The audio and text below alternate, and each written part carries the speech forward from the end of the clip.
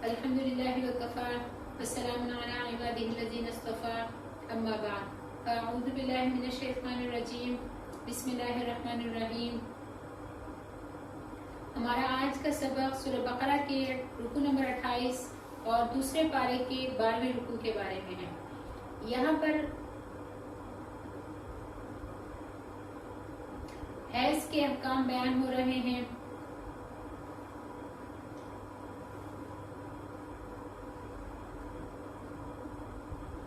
یہاں پر اللہ رب العزت ارشاد فرماتے ہیں وَيَسْأَلُونَكَ، اور آپ سے سوال کرتے ہیں نبی علیہ الصلوۃ والسلام یہ لوگ عن المحیض، حیض کے بارے میں۔ قل، آپ کہہ دیجئے ہوا اذن، یہ حیض جو ہے یہ گندگی ہے، فَاعْتَزِلُوا النِّسَاءَ، بس علیحدہ رہو عورتوں سے، فی المحیض، حیض کے دنوں میں، وَلَا تَقْرَبُوهُنَّ، اور ان کے قریب بھی نہ جاؤ، حتیٰ یہاں تک کہ یطہرن، وہ پاک ہو جائے، فَإِذَا تَطَهَّرْنَ، پس جب وہ خوب پاک ہو جائے، فَاتُوهُنَّ، تو آؤ ان کے پاس، مِنْ حَيْثُ أَمَرَكُمُ اللَّهُ، جہاں سے اللہ تعالیٰ نے تمہیں حکم دیا ہے، إِنَّ اللَّهَ، بے شک اللہ تعالیٰ، يُحِبُّ التَّوَّابِينَ، محبت کرتا ہے توبہ کرنے والوں سے، وَيُحِبُّ الْمُتَطَّهِّرِينَ، اور اللہ تعالیٰ محبت کرتا ہے پاکی اختیار کرنے والوں سے۔ اللہ جل شانہ نے نوع انسان کو بڑھانے اور باقی رکھنے کے لیے مرد عورت کے درمیان خاص تعلق رکھا ہے، اور شرعی قانون کے مطابق نکاح ہو جانے سے قواعد اور اصول کے مطابق آپس میں ایک دوسرے سے میل ملاپ رکھنے اور قریب تر ہونے کی اجازت دی ہے، اور طبعی طور پر مرد عورت میں شہوت رکھی ہے، وہ اس شہوت کے تقاضے پر عمل کرنے پر مجبور ہوتے ہیں، اور یہی شہوت اولاد پیدا ہونے کا ذریعہ بن جاتی ہے۔ اللہ جل شانہ نے اولاد پیدا ہونے کے لیے شہوت رکھ دی ہے، اور پھر اس کی پرورش کروانے کے لیے محبت رکھ دی ہے، جسے ممتا سے تعبیر کیا جاتا ہے، اور تکوینی طور پر عورتوں کے لیے یہ تجویز فرما دیا ہے کہ ان کے رحم سے خون جاری ہوا کرے۔ یہ خون عموماً بالغ عورتوں کو ہر مہینے جاری ہوتا ہے، اسے حیض اور محیض کہا جاتا ہے۔ شریعت مطہرہ میں اس کے بھی احکام ہیں، ان میں سے ایک حکم یہ ہے کہ وہ ان ایام میں نہ روزہ رکھے نہ نماز پڑھے، اور ایام حیض گزر جانے کے بعد نمازوں کے قضا بھی واجب نہیں، البتہ رمضان میں حیض آیا تو پاک ہونے کے بعد ان روزوں کی قضا رکھنا واجب ہے۔ زمانہ حیض میں مسجد میں داخل ہونا، کعبہ شریف کا طواف کرنا، قرآن شریف پڑھنا اور قرآن شریف چھونا بھی منع ہے۔ ہاں، اگر قرآن شریف جو ہے اسے ایسے غلاف کے ساتھ چھوئے جو قرآن شریف سے الگ ہوتا رہتا ہو، یعنی قرآن سے الگ ہو، وقتی طور پر چڑھایا ہو اس پر، تو ایسے کپڑے کے ساتھ جو ہے قرآن پاک کو چھو سکتی ہے۔ پھر جو احکام حیض سے متعلق ہے، ان میں یہ بھی ہے کہ ان ایام میں عورت کا شوہر اس حائضہ عورت جو ہے اس سے جماع نہ کرے۔ حیض کے زمانے میں جماع کرنا حرام ہے، جس کو فَاعْتَزِلُوا النِّسَاءَ فِي الْمَحِيضِ وَلَا تَقْرَبُوهُنَّ حَتَّىٰ يَطْهُرْنَ میں بیان فرمایا ہے۔ حیض والی عورت کے ساتھ اٹھنا بیٹھنا کھانا پینا سب جائز ہے، اور ناف سے لے کر گھٹنے تک کے حصے کو چھوڑ کر شوہر اس سے بوس و کنار کے ذریعے استمتاع بھی کر سکتا ہے۔ بہت سے قوموں میں یہ رواج ہے کہ حیض کے زمانہ میں عورت اچھوت بنا کر ڈال دی جاتی ہے، شریعت اسلامیہ میں ایسا نہیں ہے۔ صحیح بخاری میں ہے کہ حضرت عائشہ رضی اللہ تعالیٰ عنہ فرماتی ہے کہ وہ حیض کے زمانہ میں نبی کریم صلی اللہ علیہ وسلم کے مبارک سر میں کنگھی کر دیا کرتی تھی، اور انہوں نے یہ بھی بیان فرمایا کہ میرے حیض کے زمانہ میں نبی کریم صلی اللہ علیہ وسلم میری گود میں تکیہ لگا کر قرآن شریف کی تلاوت فرما لیا کرتے تھے۔ حضرت عائشہ رضی اللہ تعالیٰ عنہ نے یہ بھی بیان فرمایا کہ میرے حیض کے زمانہ میں نبی کریم صلی اللہ علیہ وسلم حکم فرماتے تھے کہ تہبند باندھ لو، پھر میرے ساتھ لیٹ جاتے تھے۔ حضرت انس بن مالک رضی اللہ تعالیٰ عنہ نے بیان فرمایا کہ یہودیوں کا یہ طریقہ تھا کہ جب عورت کو حیض آ جاتا تھا تو اس کے ساتھ نہ تو کھاتے پیتے تھے اور نہ گھروں میں ان کے ساتھ رہتے سہتے تھے۔ حضرات صحابہ کرام رضوان اللہ علیہم اجمعین نے نبی کریم صلی اللہ علیہ وسلم سے دریافت کیا کہ ہم کیا کریں، تو اس پر اللہ جل شانہ نے یہ آیت وَيَسْأَلُونَكَ عَنِ الْمَحِيضِ آخر تک نازل فرمائی۔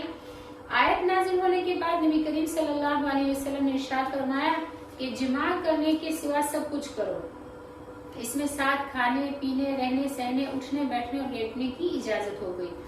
یہودیوں کو جب اس بات کی اطلاع ہوئی تو وہ کہنے لگی کہ یہ شخص ہر چیز میں ہماری مخالفت کرنے کا ارادہ کیے ہوئے ہیں، یعنی نبی علیہ الصلوۃ والسلام کے بارے میں کہا۔ ان کی یہ بات سن کر دو صحابی اسید بن حضیر اور عباد بن بشر حاضر خدمت ہوئے اور انہوں نے عرض کیا کہ یا رسول اللہ، یہودی ایسا ایسا کہتے ہیں تو کیا ہم ایسا نہ کریں کہ حیض والی عورتوں کے ساتھ رہنا چھوڑ دیں؟ یہ سن کر نبی کریم صلی اللہ علیہ وسلم کا چہرہ انور متغیر ہو گیا۔ پھر آگے اللہ رب العزت ارشاد فرماتے ہیں فَإِذَا تَطَهَّرْنَ، پھر جب تمہاری عورتیں پاک ہو جائے، فَأْتُوهُنَّ، تو آؤ ان کے پاس، مِنْ حَيْثُ، جہاں کہیں سے، یعنی جس جگہ سے امرکم اللہ، تم کو اللہ نے حکم دیا ہے، یعنی عورتوں سے جماع کرنے کے لیے سامنے کے راستے سے آؤ جو رحم کا راستہ ہے۔ اس میں اس بات کی ممانعت فرمائی کہ کوئی مرد اپنی بیوی سے پیچھے کے راستے سے شہوت پوری کرے۔ پھر فرمایا ان اللہ یحب التوابین، کہ بے شک اللہ تعالیٰ پسند فرماتا ہے جو زیادہ توبہ کرنے والے لوگ ہوتے ہیں ان کو۔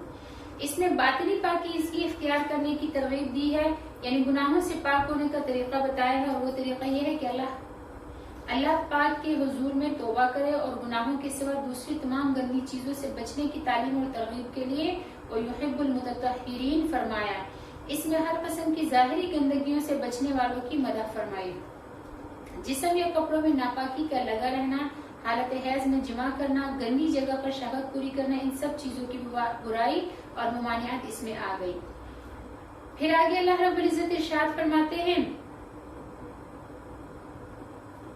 نساؤکم، تمہاری عورتیں، حرث لکم، تمہاری کھیتیاں ہیں، فاتو، پس تم آؤ، حرثکم، اپنی کھیتیوں میں، انا شئتم، جس طرف سے چاہو، وقدموا لانفسکم، لیکن آگے کو مقدم رکھو اپنے لیے، واتقوا اللہ، اور ڈرتے رہو اللہ تعالیٰ سے، واعلموا، اور جانو، انکم ملاقوہ، کہ بے شک تم اس اللہ سے ملاقات کرنے والے ہو، وبشر المومنین، اور خوشخبری ہے مومنوں کے لیے۔ صحیح بخاری میں ہے کہ حضرت جابر رضی اللہ تعالیٰ عنہ نے فرمایا کہ یہودی یوں کہتے تھے کہ جو کوئی مرد عورت کے سامنے کی شرمگاہ میں پیچھے کی طرف سے، یعنی شرمگاہ تو سامنے کی استعمال کر رہا ہے لیکن پیچھے کی طرف سے جماع کرے تو بچہ بھینگا پیدا ہوتا ہے جس کی آنکھیں ٹیڑھی ہوتی ہے۔ تو ان کے اس خیال کی تردید میں یہ آیت نازل ہوئی اور فرمایا اللہ تعالیٰ نے کہ تمہاری عورتیں تمہاری کھیتیاں ہیں، لہٰذا تم اپنی کھیتی میں آ جاؤ جیسے چاہو۔ اس میں اول تو عورتوں کو کھیتی فرمایا اور عورت مرد کے میل ملاپ کی ضرورت اور فائدہ کو واضح طور پر بیان فرما دیا کہ اس کی ضرورت مشروعیت اولاد طلب کرنے کے لیے ہے، جیسے کہ سورہ بقرہ میں بھی گزر چکا ہے وَابْتَغُوا مَا كَتَبَ اللَّهُ لَكُمْ۔ پھر حضرت معقل بن یسار رضی اللہ تعالیٰ عنہ سے روایت ہے کہ نبی کریم صلی اللہ علیہ وسلم نے ارشاد فرمایا کہ ایسی عورت سے نکاح کرو جو محبت رکھنے والی ہو اور اس سے اولاد زیادہ پیدا ہونے والی، یعنی اولاد زیادہ پیدا کرنے والی ہو، کیونکہ میں قیامت کے دن تمہاری کثرت پر فخر کروں گا۔ پھر یہ فرمایا کہ تم اپنی کھیتیوں میں آ جاؤ جس طرح ہو کر چاہو آ جاؤ۔ اس میں یہ بتا دیا کہ عورت کے پاس مرد کے آنے کا راستہ صرف ایک ہی ہے، یعنی وہ راستہ جسے اختیار کرنے سے اولاد پیدا ہوتی ہے۔ اس میں اس بات کی بھی ممانعت فرمائی کہ کوئی شخص اپنی بیوی سے پیچھے کے راستے سے شہوت پوری کرے تو اس سے روک دیا گیا ہے، کیونکہ وہ راستہ کھیتی کا نہیں ہے بلکہ اس کی گندگی حیض والی گندگی سے زیادہ ہے۔ حضرت ابو ہریرہ رضی اللہ تعالیٰ عنہ سے روایت ہے کہ نبی کریم صلی اللہ علیہ وسلم نے ارشاد فرمایا کہ جس شخص نے کسی حیض والی عورت سے شہوت پوری کی یا کسی عورت کے پیچھے والے راستے میں شہوت والا کام کیا یا کسی ایسے شخص کے پاس آیا جو غیب کی خبریں بتاتا ہو تو وہ اس دین کا منکر ہو گیا جو دین محمد صلی اللہ علیہ وسلم پر نازل کیا گیا۔ پھر آگے اللہ رب العزت ارشاد فرماتے ہیں وَلَا تَجْعَلُوا اللَّهَ عُرْضَةً لِأَيْمَانِكُمْ، اور تم نہ بناؤ اپنی قسموں کو نشانہ، تم نہ بناؤ اللہ تعالیٰ کو نشانہ اپنی قسموں میں، ان تبروا کہ تم بری ہو جاؤ، وتتقوا اور تقوی اختیار کرو، وتصلحوا اور اصلاح کرو بین الناس لوگوں کے درمیان، واللہ اللہ تعالیٰ سمیع علیم سننے والا جاننے والا ہے۔ اسباب النزول میں ہے کہ یہ آیت شریفہ حضرت عبداللہ بن رواحہ رضی اللہ تعالیٰ عنہ کے بارے میں نازل ہوئی۔ ان کے بہنوئی اور بہن کے درمیان کچھ ناراضگی ہوئی تھی، انہوں نے قسم کھائی کہ اس کے پاس کبھی بھی نہیں جائیں گے اور نہ اس سے بات کریں گے اور نہ میاں بیوی کے درمیان صلح کرائیں گے۔ وہ کہتے تھے کہ میں نے تو قسم کھا رکھی ہے، اب میں اس کے خلاف ورزی کیسے کروں؟ اس پر اللہ جل شانہ نے آیت بالا نازل فرمائی۔ حضرت ابن عباس رضی اللہ تعالیٰ عنہ نے فرمایا کہ بعض مرتبہ کوئی شخص قسم کھا لیتا تھا کہ فلاں نیکی اور تقوی کا کام نہیں کروں گا. اس آیت میں اللہ تعالیٰ نے اس سے منع فرما دیا. اگر کوئی شخص قسم کھائے تو خیر کی قسم کھائے، یعنی نیک کام کے ارادے کو مؤکد کرنے کے لیے قسم کھائی جا سکتی ہے، لیکن نیکی نہ کرنے پر قسم کھانا اور گناہ کرنے پر قسم کھانا شرعاً ممنوع ہے. بعض لوگ جو قسم کھا لیتے تھے کہ میں فلاں عزیز کے گھر نہیں جاؤں گا، یا فلاں مسلمان بھائی کی دعوت قبول نہیں کروں گا، یا جماعت سے نماز نہیں پڑھوں گا، یا فلاں گناہ کروں گا، ایسے لوگوں کو آیت بالا میں ہدایت دی گئی ہے اور فرمایا کہ اللہ کے نام کو نیکیوں سے بچنے اور تقوی چھوڑنے کا ذریعہ مت بناؤ. قسم کھا بیٹھے آپ کہتے ہیں کہ قسم کے خلاف کیسے کریں، حالانکہ قسم اس لیے نہیں ہے کہ اس کو خیر سے بچنے کا ذریعہ بنایا جائے. اگر کوئی شخص گناہ کی قسم کھا لے تو اس کا توڑنا واجب ہے. اسی طرح آگے اللہ رب العزت ارشاد فرماتے ہیں لا یؤاخذکم اللہ، نہیں پکڑتا اللہ تعالیٰ تم کو، یا اللہ تعالیٰ مواخذہ نہیں فرمائے گا تمہاری باللغو بیکار فی ایمانکم، تمہاری قسموں میں، یعنی تمہاری جو لغو قسمیں ہیں اس کے بارے میں اللہ تمہارا مواخذہ نہیں فرمائیں گے. ولکن یؤاخذکم، لیکن اللہ تعالیٰ مواخذہ فرمائے گا بما کسبت قلوبکم، تمہارے ان قسموں پر جو تم دل کے ارادے سے قسمیں کھاتے ہو. واللہ، اللہ تعالیٰ غفور، بخشنے والا، حلیم اور تحمل والا ہے.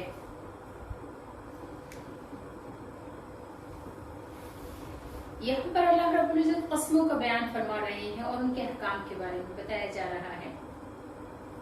قسم جو کھائی جاتی ہے تو اس کی 3 صورتیں ہیں. ایک قسم یہ ہے کہ گزشتہ کسی فعل پر جھوٹی قسم کھائی جائے، جو کام نہیں کیا تھا اس کے بارے میں قسم کھا لے کہ میں نے کیا تھا، یا جو کام کیا تھا اس کے بارے میں قسم کھا لے کہ میں نے یہ کام نہیں کیا. اس کو یمین غموس کہا جاتا ہے. اس کا بہت بڑا گناہ ہے. صحیح بخاری میں ہے کہ نبی کریم صلی اللہ علیہ وسلم نے ارشاد فرمایا کہ بڑے گناہ یہ ہیں اللہ کے ساتھ شریک کرنا، والدین کی نافرمانی کرنا، کسی جان کو قتل کرنا اور یمین غموس. یہ لفظ غموس جو ہے یہ غمس سے لیا گیا ہے، جس کا معنی ہے کسی چیز کو پوری طرح کسی دوسری چیز میں داخل کر دیا جائے. علماء نے لکھا ہے کہ جھوٹی قسم کو یمین غموس اس لیے کہا جاتا ہے کہ یہ اولاً گناہ میں اور پھر دوزخ میں داخل کر دیتی ہے. قسم کی دوسری صورت یہ ہے کہ آئندہ کسی کام کے بارے میں قسم کھائے، مثلا یوں کہے کہ اللہ کی قسم یہ کام ضرور کروں گا، یا اللہ کی قسم فلاں کام نہیں کروں گا. اس کو یمین منعقدہ کہا جاتا ہے، یعنی منعقد کی گئی قسم. اس کے خلاف ورزی کرنے پر کفارہ واجب ہوتا ہے. قسم کی تیسری صورت یہ ہے کہ کسی گزشتہ کام پر قسم کھا لی اور یہ سمجھ کر قسم کھا لی کہ میں سچ بول رہا ہوں، سچی قسم کھا رہا ہوں، حالانکہ حقیقت میں ایسا نہ تھا جیسے اس نے سمجھا. اپنے خیال میں اس نے سچی قسم کھائی لیکن اصل واقعہ اس کے خلاف تھا. اس قسم کا نام یمین لغو ہے، یعنی بیکار. لغو کہتے ہیں بیکار کو. اس کے بارے میں فرمائیں کہ اللہ تعالیٰ اس پر مواخذہ نہیں فرمائے گا. یمین لغو کی ایک دوسری تفسیر حضرت عائشہ رضی اللہ تعالیٰ عنہ سے یوں منقول ہے کہ باتوں میں جو کچھ لوگ قسم کی نیت کے بغیر جو زبان سے واللہ باللہ تاللہ نکال دیتے ہیں، جیسے کہ پشاور کے لوگ اکثر جو ہر بات میں واللہ کہتے ہیں، تو یہ یمین لغو ہے. یمین لغو میں کیونکہ ارادہ نہیں ہوتا قسم کھانے کا، اس لیے اس پر مواخذہ بھی نہیں ہے. تو آیت کے ختم پر فرمایا واللہ غفور حلیم کہ اللہ تعالیٰ بخشنے والا ہے جو یمین لغو پر مواخذہ نہیں فرمائے گا، اور بردبار بھی ہے، سزا دینے میں جلدی بھی نہیں فرماتا. پھر آگے اللہ رب العزت ارشاد فرماتے ہیں للذین، ان لوگوں کے لیے یولون جو ایلا کر بیٹھے من نسائہم اپنی عورتوں سے، تربصوا رکے رہے، 4 اشہر 4 مہینے تک. فَإِنْ فَاءُوا، پس اگر وہ 4 مہینے پورے کر لے، فَإِنَّ اللَّهَ غَفُورٌ رَحِيمٌ، فَإِنْ فَاءُوا، پس اگر وہ رجوع کر لے، فَإِنَّ اللَّهَ غَفُورٌ رَحِيمٌ، تو بے شک اللہ تعالیٰ بخشنے والا رحم کرنے والا ہے. وَإِنْ عَزَمُوا الطَّلَاقَ، اور اگر وہ طلاق کا ارادہ کر لے، فَإِنَّ اللَّهَ سَمِيعٌ عَلِيمٌ، تو اللہ تعالیٰ بے شک سننے والا اور جاننے والا ہے. یہاں پر ایلا کے بارے میں بتایا جا رہا ہے. ایلا کہا جاتا ہے کہ کوئی شخص اپنی بیوی سے قسم کھا لے کہ میں اپنی بیوی سے جماع نہیں کروں گا. اس کی 4 صورتیں ہیں. شریعت میں اس کے کچھ احکام ہے. اگر قسم کھا کر یوں کہا کہ اپنی بیوی سے جماع نہیں کروں گا، لیکن کوئی مدت مقرر نہیں کی، یا یوں کہا کہ 4 مہینے تک اس سے جمع نہیں کروں گا، یا 4 مہینے سے زیادہ کا ذکر کیا، تو ان تینوں صورتوں میں اگر 4 مہینے گزر گئے اور اس نے قسم نہیں توڑی، یعنی اس نے اپنی بیوی سے جمع نہیں کیا، تو اس سے ایک طلاق بائن واقع ہو جائے گی اور اس کو ایلا کہا جاتا ہے۔ اور ایک چوتھی قسم ہے کہ 4 مہینے سے کم مدت مقرر کر دی کہ 4 مہینے سے کم یعنی 3 مہینے یا 2 مہینے تک اپنی بیوی سے جو ہے ایلا نہیں کروں گا۔ تو یہ جو پہلی 3 صورتیں ہیں اس کو ایلا کہا جاتا ہے، جو چوتھی صورت ہے اس کو قسم کہا جاتا ہے، یعنی جس میں ساری زندگی کے لیے 4 مہینے 4 مہینے سے زیادہ کی قسم کھائی جائے اس کو ایلا کہا جاتا ہے، جس کا حکم یہ ہے کہ اب اگر اس نے قسم نہیں توڑی اور اس میں 4 مہینے میں اس نے بیوی سے جمع نہیں کیا تو اس سے ایک طلاق بائن واقع ہو جائے گی، جس کا حکم یہ ہے کہ اب بلا نکاح ثانی یعنی دوسرا نکاح کیے بغیر رجوع نہیں ہو سکتا، آپس کی رضامندی سے دوبارہ نکاح ہو سکتا ہے۔ اور مذکورہ بالا تینوں صورتوں میں اگر 4 ماہ کے اندر اس نے بیوی سے جمع کر لیا، جس سے ایلا کیا تھا اس سے اگر جمع کر لیا تو قسم ٹوٹ گئی، اور اس صورت میں بیوی تو نکاح سے نہیں نکلی لیکن قسم ٹوٹ جانے کی وجہ سے قسم توڑنے کا کفارہ واجب ہوگا۔ قسم توڑنے کا جو کفارہ ہے وہ سورہ مائدہ میں آگے آئے گا، یہاں پر مختصر بتا دیتے ہیں کہ قسم توڑنے کا کفارہ یہ ہے کہ ایک غلام آزاد کیا جائے، 10 مسکینوں کو 2 کپڑے ایسے دیے جائے جس سے اس کا صدر پورا چھپ جائے، اور یا 10 مسکینوں کو جو ہے کھانا کھلایا جائے، درمیانہ کھانا جو گھر والے خود کھاتے ہیں۔ اور اگر اس کے پاس ان تینوں صورتوں میں کسی چیز کی بھی گنجائش نہیں ہے تو پھر وہ 3 روزے رکھیں، یہ اس کے قسم کا کفارہ ہے جو حالف ہو جائے۔ اب آگے جو ہے اب رہ گئی چوتھی صورت جس میں 4 مہینے سے کم کی مدت مقرر کر کے بیوی سے جمع نہ کرنے کی قسم کھائی تھی۔ اس میں اگر مدت مقرر کے اندر جمع کر لیا تو قسم توڑنے کا کفارہ واجب ہوگا اور بیوی نکاح سے نہیں نکلے گی اور نکاح میں ہی رہے گی، اور اگر مدت مقررہ پوری کر لی تو قسم پوری ہو گئی، جس کا کوئی کفارہ نہیں اور نکاح بھی اپنی حالت پر باقی رہے گا، یعنی وہ صرف ایک قسم ہے۔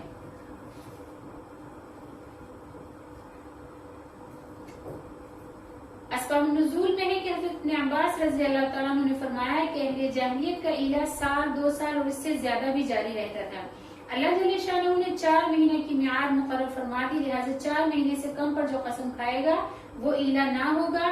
اگرچہ خلاف ورزی کرنے پر قسم کا کفارہ دینا لازم ہوگا، اور 4 ماہ یا اس سے زیادہ کی قسم کھانے پر 4 مہینے تک فعل نہ کرے گا یعنی جمع نہ کرے گا یا رجوع نہ کرے گا تو طلاق واقع ہو جائے گی۔ اسی طرح حضرت سعید بن مسیب رضی اللہ تعالیٰ عنہ نے فرمایا کہ زمانہ جاہلیت میں لوگوں نے عورتوں کو تکلیف پہنچانے کے لیے ایلا کا طریقہ اختیار کر رکھا تھا۔ جو شخص اپنی بیوی کو نہیں چاہتا تھا اور ساتھ میں یہ بھی پسند نہیں کرتا تھا کہ کسی دوسرے شخص سے نکاح کرے تو یہ قسم کھا لیتا تھا کہ کبھی بھی اس کے پاس نہیں جائے گا، پھر اس کو اسی حال پر چھوڑے رکھتا تھا، اور عورت کی زندگی اسی طرح گزرتی تھی کہ نہ وہ شوہر والی ہے اور نہ بے شوہر والی ہے۔ تو اللہ جل شانہ نے ایلا کی ایک مدت مقرر فرما دی اور آیت شریفہ نازل فرما دی جو للذین یولون من النساء سے آخر تک ہے۔ آگے اللہ رب العزت جو ہے طلاق کے بارے میں فرما رہے ہیں، یہاں پر اللہ رب العزت ارشاد فرماتے ہیں والمطلقات اور طلاق یافتہ عورتیں یتربصن روکے رکھیں گی بانفسہن اپنے آپ کو 3 قروء 3 پاکیوں تک 3 حیض آنے تک، ولا یحل لہن اور نہیں ہے حلال ان کے لیے ان یکتمن کہ وہ چھپائے ما خلق اللہ جو پیدا کیا اللہ تعالیٰ نے فی ارحامہن ان کے رحموں میں، ان کنن یؤمن باللہ اگر وہ ایمان رکھنے والی ہے اللہ پر والیوم الاخر اور آخرت کے دن پر، وبعولتہن اور ان کے شوہر احق کو زیادہ حق رکھتے ہیں بردہن ان کو واپس لوٹانے کا فی ذالک اس مدت میں اس عدت میں ان ارادو اصلاحا اگر وہ اصلاح کا ارادہ کرے، وَلَهُنَّ اور ان عورتوں کے لیے مثل الذی ویسے ہی حق ہے جیسا کہ اس شخص کا حق ہے یعنی اس مرد کا حق ہے علیہن ان عورتوں پر بالمعروف اچھے طریقے پر، وَلِلرِّجَالِ عَلَيْهِنَّ دَرَجَةٌ اور مردوں کے لیے عورتوں پر درجہ بڑا ہوا ہے، واللہ اللہ تعالیٰ عزیز الحکیم زبردست حکمت والا ہے۔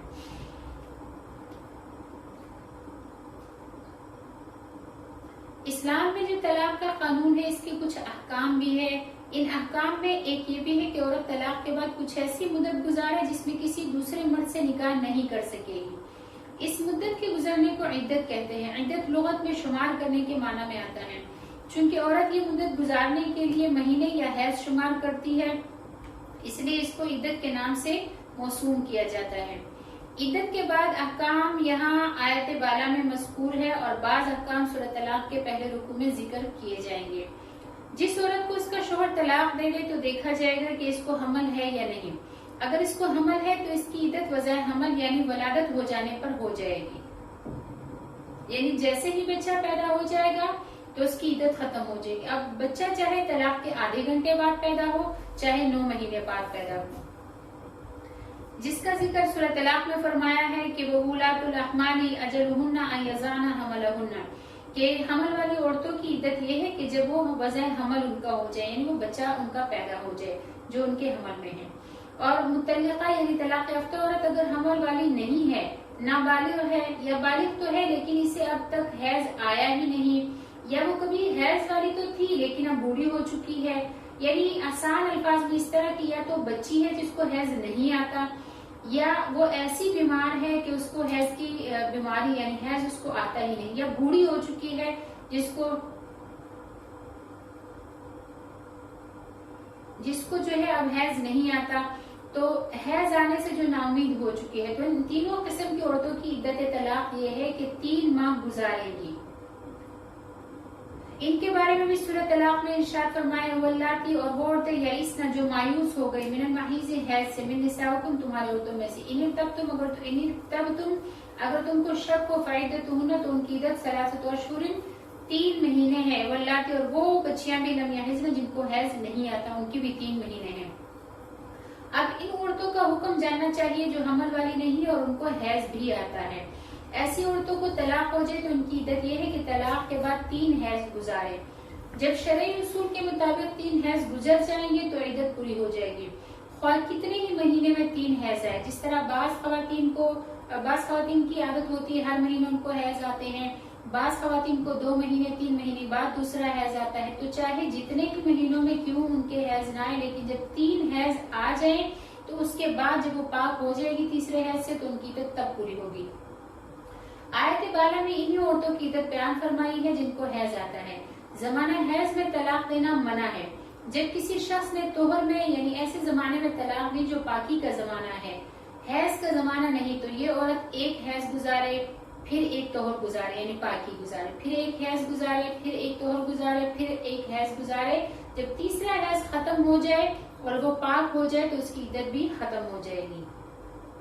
ابھی بیان کیا گیا کہ جس عورت کو حمل ہو اس کی عدت وضع حمل تک ہے. حمل اور حیض یہ دونوں ایسی چیزیں ہیں جن کا تعلق خود عورت کی ذات سے ہے. وہ جانتی ہے کہ مجھے حیض ہے یا حمل ہے یا دونوں میں سے کچھ بھی نہیں. اب یہاں عورت کی دیانت پر مسئلہ موقوف ہو جاتا ہے. عورت سمجھتی ہے کہ وضع حمل میں تو کئی مہینے لگیں گے، لہٰذا میں یوں بیان کر دوں کہ مجھے حمل نہیں ہے اور حیض والی بھی نہیں ہوں. اس طرح عدت مہینوں پر آ جائے گی اور 3 ماہ گزر جانے پر میرے بارے میں عدت گزر جانے کا فیصلہ کر دیا جائے گا. کبھی ایسا بھی ہوتا ہے کہ بعض مہینوں میں طہر کا زمانہ لمبا ہو گیا، کئی ماہ سے حیض نہیں آ رہا، لیکن عدت کا فیصلہ جلد ہو جانے کی وجہ سے 2-3 ماہ میں کہہ دیتی ہے کہ مجھے 3 حیض آ چکے ہیں، حالانکہ ابھی 3 حیض نہیں آئے. تو اس طرح کی غلط بیانی کرنا حرام ہے. اس بات کو اللہ رب العزت نے ان الفاظ میں بیان فرمایا ہے کہ وَلَا يَحِلُّ لَهُنَّ کہ نہیں حلال ان عورتوں کے لیے أَن يَكْتُمْنَ کہ وہ چھپائے ما خلق اللہ جو اللہ تعالیٰ نے پیدا فرما دیا ہے فی أَرْحَامِهِنَّ ان کے رحم میں، ان کے رحموں میں، ان كُنَّ يُؤْمِنَّ بِاللَّهِ وَالْيَوْمِ الْآخِرِ اگر وہ آخرت پر، اللہ پر اور آخرت کے دن پر ایمان رکھتی ہیں. آگے اللہ رب العزت ارشاد فرماتے ہیں وَبُعُولَتُهُنَّ أَحَقُّ بِرَدِّهِنَّ فِي ذَلِكَ إِنْ أَرَادُوا إِصْلَاحًا کہ ان کے شوہر ان کے لوٹانے کے زیادہ حقدار ہے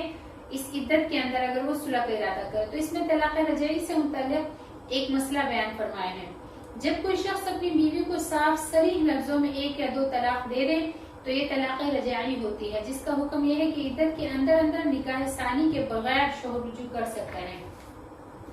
اگر عدت گزر جائے تو یہ طلاق رجعی بائنہ ہو جاتی ہے، طلاق بائن ہو جاتی ہے، جس کے بعد رجوع کا حق نہیں رہتا.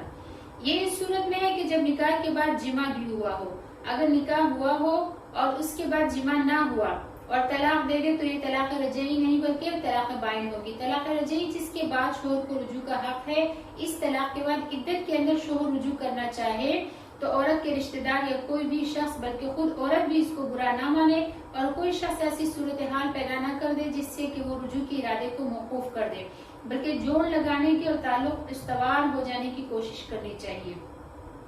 شوہر اگر رجوع کر لے تو عورت اور عورت کے رشتہ داروں کی مرضی کے بغیر رجوع تو ہو ہی جائے گا، لیکن سب کی خوشی اور رضامندی سے ہو اور آپس کے تعاون کے ساتھ ہو تو زیادہ مستحسن اور مبارک ہوگا. پھر آگے اللہ رب العزت ارشاد فرماتے ہیں وَلَهُنَّ مِثْلُ الَّذِي عَلَيْهِنَّ بِالْمَعْرُوفِ، عورتوں کے لیے اس جیسا ہی حق ہے جو ان کے اوپر اچھے طریقے سے ان مردوں کا حق ہے. اس میں یہ بتایا ہے کہ صرف یہی بات نہیں ہے کہ مردوں ہی کے حقوق عورتوں پر ہیں، بلکہ جس طرح مردوں کے عورتوں پر حقوق ہیں اسی طرح مردوں پر بھی عورتوں کے حقوق ہیں. عورت کو خدمت گزار سمجھنا اور اس کے حقوق اور حاجات کا دھیان نہ رکھنا شریعت اسلامیہ کے سراسر خلاف ہے. پھر فرمایا کہ وَلِلرِّجَالِ عَلَيْهِنَّ دَرَجَةٌ، اور مردوں کو ان عورتوں پر فضیلت حاصل ہے. اس میں یہ بتایا کہ اگرچہ میاں بیوی کے آپس میں ایک دوسرے پر حق ہے اور ہر ایک دوسرے کا حق ادا کرے، لیکن مردوں کو عورتوں پر ایک طرح کی برتری اور فضیلت حاصل ہے. اللہ تعالیٰ نے مردوں کے ذمہ عورتوں کا خرچہ مقرر فرمایا ہے اور مردوں کو ان پر فضیلت دی ہے اور ان پر حکمران ہے. یہ مرد امور خانہ داری میں اور دینی پابندی کرانے میں اور عورت کو اس کے ماں باپ کے یہاں آنے جانے میں اور بہت سے امور میں مرد کے حکموں کی فرمانبرداری کرنا لازم ہے. اس کے بغیر گھر کا نظام ٹھیک نہیں چلتا. اگر مرد کی برتری عورتوں پر بالکل ہی نہ رہے تو شریعت اسلامیہ کے مطابق زندگی کے نظام نہیں چل سکتا. البتہ مردوں کے لیے بھی اس کی اجازت نہیں ہے کہ سردار بن گئے تو ظلم کیا کرے اور اس کے حقوق نہ ادا کرے اور اس کا مال برباد کرے. عورت یہ سمجھ کر چلے کہ یہ میرا سردار ہے اور مرد یہ سمجھے کہ اللہ تعالیٰ نے میری ضروریات پوری کرنے کے لیے یہ نعمت مجھے عطا فرمائی ہے، مجھے خیر و خوبی کے ساتھ اس کے ساتھ نباہ کرنا چاہیے. ایسا کریں گے تو ماں باپ اور اولاد سب کی زندگی انشاءاللہ تعالیٰ عمدہ طریقے پر گزرے گی. مردوں کو چونکہ سرداری اور بڑائی دی گئی ہے اس لیے وہ اپنے مقام اور مرتبہ کا خیال کرے اور عورتوں کی لغزشوں اور کوتاہیوں پر صبر کرے اور برداشت کرے. اگر برداشت نہ کیا تو بڑائی ہی کیا رہ جائے گی. نبی کریم صلی اللہ علیہ وسلم نے ارشاد فرمایا کہ مومن مرد کسی مومن عورت سے یعنی ایمان والی بیوی سے بغض نہ رکھے. اگر اس کی ایک بات ناپسند ہوگی تو دوسری بات پسند آ جائے گی. اسی طرح حضرت ابن عباس رضی اللہ تعالیٰ عنہ سے روایت ہے کہ نبی کریم صلی اللہ علیہ وسلم نے ارشاد فرمایا کہ تم میں سب سے بہتر وہ ہے جو اپنے گھر والوں کے لیے سب سے بہتر ہو اور میں اپنے گھر والوں کے لیے تم سب میں بہتر ہوں. اسی طرح حضرت عائشہ رضی اللہ تعالیٰ عنہ سے روایت ہے کہ نبی کریم صلی اللہ علیہ وسلم نے ارشاد فرمایا کہ تم میں سب سے زیادہ کامل ایمان والوں میں وہ لوگ بھی ہیں جن کے اخلاق سب سے اچھے ہیں اور جو اپنے گھر والوں کے لیے سب سے زیادہ مہربان ہیں.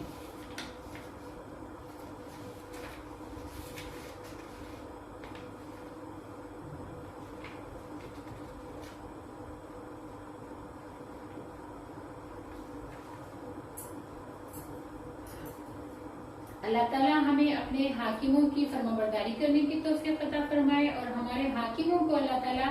اپنی رعایت کے ساتھ انصاف اور محبت کے ساتھ رہنے کی توفیق عطا فرمائے.